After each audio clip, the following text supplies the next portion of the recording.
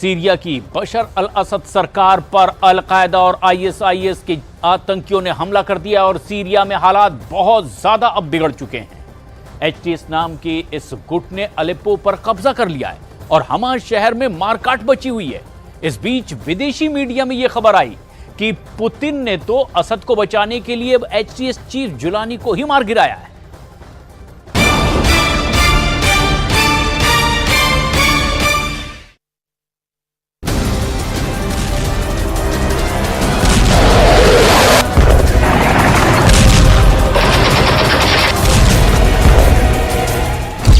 Putin ने मार दिया ट्रंप का दुश्मन। एक जोरदार धमाका हुआ। पहले धमाके के बाद बैक टू बैक कई एयर स्ट्राइक हुई।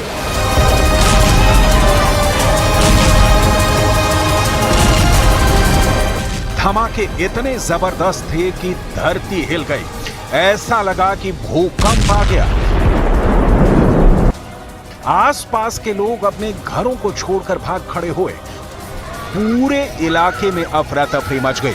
हर तरफ धूल और धुएं का गुबार था और जब धूल और धुएं का गुबार छटा तो पता चला कि दुनिया का मोस्ट वांटेड आतंकी का खेल खत्म हो चुका है। रूस के हमले में दुनिया का मोस्ट वांटेड जुलानी मारा जा चुका है। जुलानी की मौत की खबर दुनिया के लिए बहुत बड़ी है। अरब की मीडिया भी दावा कर रही है कि उसके सूत्र भी जुलानी की मौत की पुष्टि कर रहे हैं। पूरा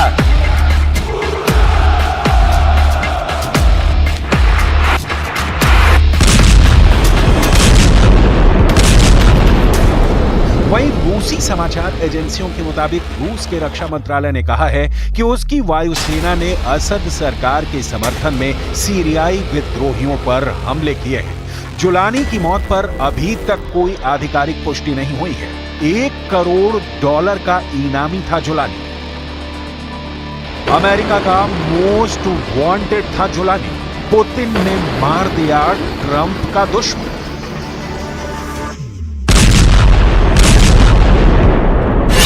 जुलानी का टेरर नेटवर्क पूरी दुनिया के लिए खतरा बन चुका था। जुलानी दुनिया का बड़ा आतंकी बनने की राह पर चल पड़ा था। अगर उसके जिस्म में कुछ और दिन सांसें रहती तो वो पुतिन से लेकर ट्रंप के लिए बड़ा सिरदर्द साबित हो सकता था।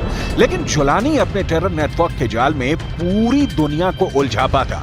उससे पहले ही रूस वाले पुतिन की नजर उस पर टेढ़ी हो गई और पुतिन की मिसाइलों ने जुलानी का खेल खत्म कर दिया। दुनिया जानती है कि पुतिन की स्ट्राइक रेट 100% है और जिस बात की कमिटमेंट पुतिन ने कर दी वो उसे पूरा करके ही मानते हैं। अब सीरिया से आ रही इन तस्वीरों को देखिए। सीरिया में हालात तेजी से बिगड़ रहे हैं। कई जगहों पर भारी हिंसा हो रही है। ऐसा इसलिए क्योंकि हयात तहरीर अल शाम यानी एचटीएस के विद्रोहियों ने अलेप्पो पर हमला कर दिया। विदेशी मीडिया का दावा है कि एचटीएस ने हमले के बाद अलेप्पो का ज्यादातर हिस्सा अपने कब्जे में ले लिया है। एचटीएस का यह हमला बुधवार से शुरू हुआ था और शुक्रवार को उसने बड़े हिस्से पर नियंत्रण कर लिया।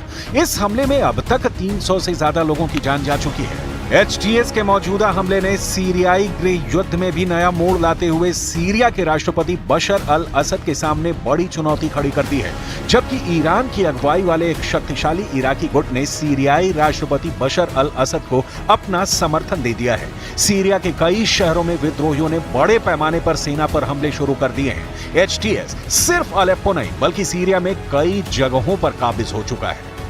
विद्रोहियों के हमले के बाद राष्ट्रपति बशर अल असद की सेना कमजोर पड़ने लगी है। सीरिया से आई सेना की तस्वीरें देखकर डर लगने लगा है।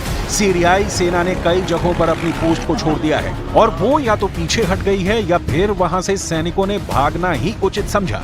सीरियाई सैनिकों से विद्रोहियों ने हथियार तक छीन लिए और उन्हें बंदी बना लिया है। अब सीरिया में हो रही इस जंग को समझिए कि अगर ये बढ़ी तो क्या हो सकता है।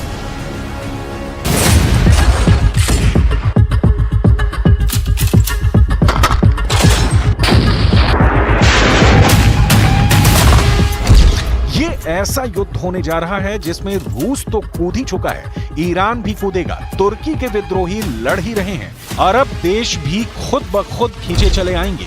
इजराइल और अमेरिका ने अपनी सेनाओं को एक्टिवेट कर दिया है। अलेप्पो में चल रही जोरदार जंग के बाद दुनिया के लोग जानना चाहते हैं कि आखिर क्या है ये HTS जिसने सीरिया में तहलका मचा रखा है। तो सुनिए, ये ISIS और अल-कायदा से जुड़े आतंकियों का नया गुट है जिसे तुर्की का समर्थन है। सीरिया का दूसरा सबसे बड़ा शहर अलेप्पो अब ISIS और अल-कायदा से जुड़े आतंकवादियों के कब्जे में आ गया है। HTS यानी हयात तहरीर अल शाम, इस आतंकी गुट में ISIS से जुड़े आतंकी भी हैं और अल-कायदा से जुड़े आतंकी भी। इसका सबूत है ये वीडियो, बहुत गौर से देखिए। ये हयात तहरीर अल शाम के आतंकी हैं और इनके बीच एक आतंकवादी ISIS का छोटा सा झंडा अपने सीने पर लगाए हुए है। एक और वीडियो देखिए, HTS के इन आतंकियों ने सीरिया के एक फौजी को बंधक बनाया है और यहाँ पर खड़े एक आतंकी की वर्दी पर भी ISIS का झंडा लगा है। ये ऐसे सबूत हैं जिसे नजरअंदाज कर पाना पूरी दुनिया पर बड़ी मुसीबत ला सकता है।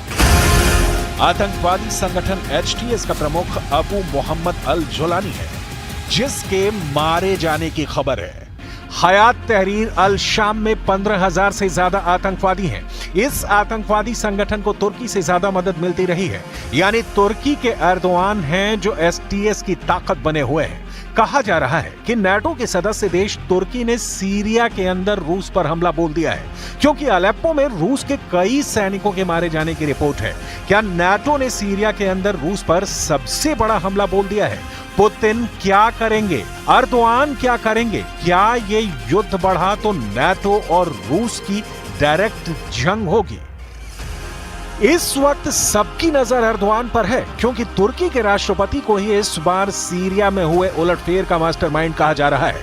क्या अर्दोआन ने पुतिन से दोस्ती दांव पर लगा दी है? क्योंकि रूस ने ही बशर अल असद सरकार की मदद करके सीरिया को पहले ISIS और अल-कायदा जैसे आतंकी संगठनों से बचाया था। इस बार सीरिया में शुरू हुए युद्ध में कौन किसके साथ है, बहुत गौर से समझिए।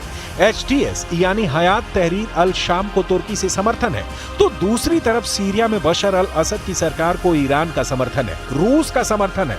HTS में तुर्की के आतंकी हैं, अरब मूल के आतंकी हैं, उज़्बेक आतंकी हैं।